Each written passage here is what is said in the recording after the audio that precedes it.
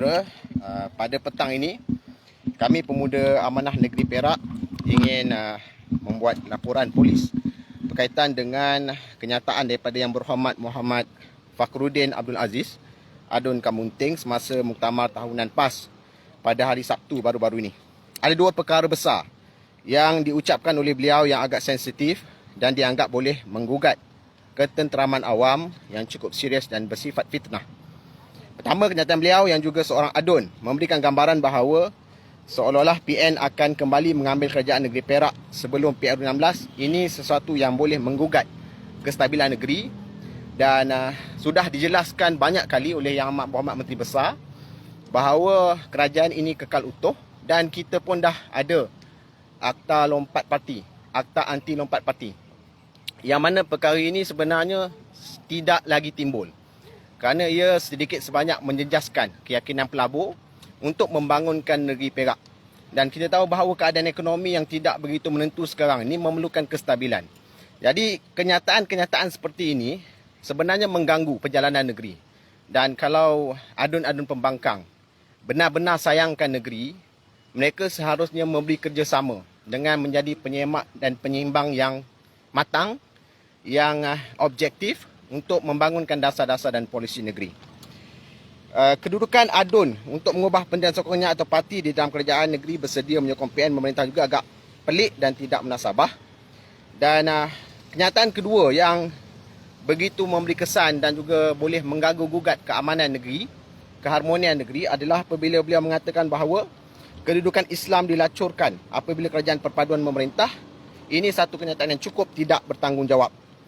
Antara lagi yang disebut adalah JAKIM bakal ditutup seolah-olah tiada peranan Majlis Raja-Raja Melayu mempertahankan institusi ini yang diketuai oleh institusi raja.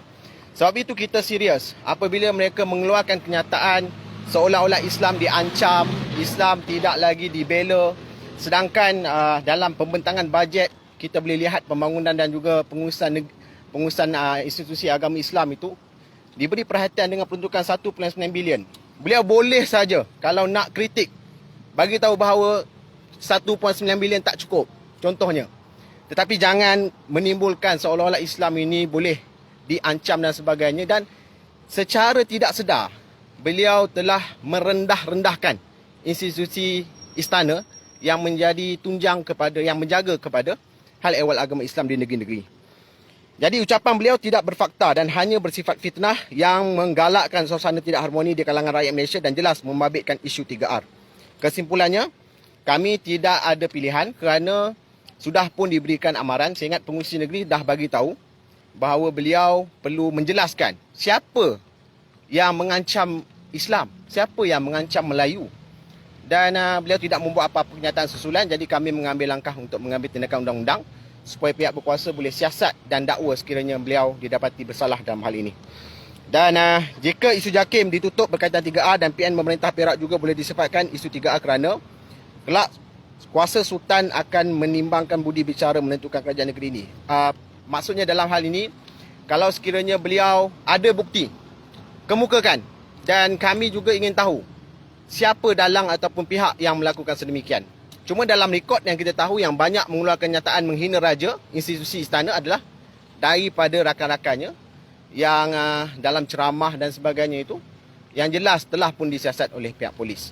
Dan akhir sekali pemuda ingin mencabar kepada Yang Berhormat Kamunting atau mana-mana yang berhormat di negeri Perak ini, kita berdebat dalam hal ini untuk menentukan ataupun kita meleraikan dan tidak lagi menimbulkan perkara-perkara seperti ini. Inilah yang dimaksudkan ancaman 3R.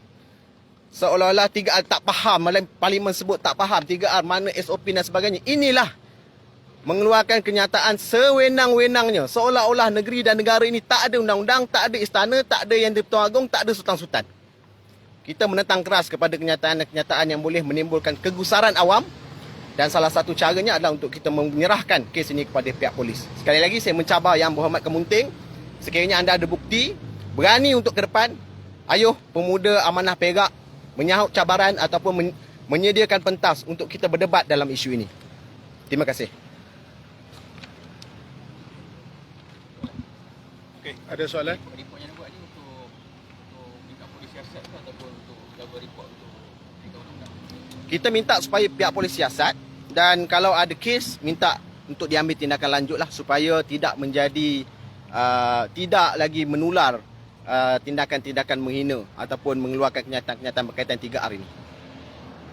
Laporan hanya di Ipoh atau ada tempat lain pun? Kita akan lihat bahawa kita ada beberapa cadangan susulan untuk diperluaskan report ini, kerana negeri Perak adalah antara negeri yang kita rasa stabil, yang kita rasa boleh menumpukan perhatian kepada Perak Sejahtera 2030, membangunkan banyak kawasan yang dah kita rancang dan menumpukan kepada bajet yang akan dibentangkan. Tapi melihat kepada kelaku pemakang, mereka tidak berminat untuk menyumbang idea dalam hal ini, lebih suka untuk menimbulkan sentimen seolah-olah tidak ada keupayaan untuk mereka menilai polisi-polisi kerajaan untuk diorang kritik dalam sidang DUN ataupun parlimen. Dan kita ambil tindakan ini supaya orang ramai dan khususnya anak muda, kita jangan jadikan ini contoh untuk bermain politik, kita lebih kepada politik idea. Jangan lagi main isu-isu 3R, kerana ini tidak memberi apa-apa kesan positif kepada kita dan juga negara. Okey. Ya, terima kasih.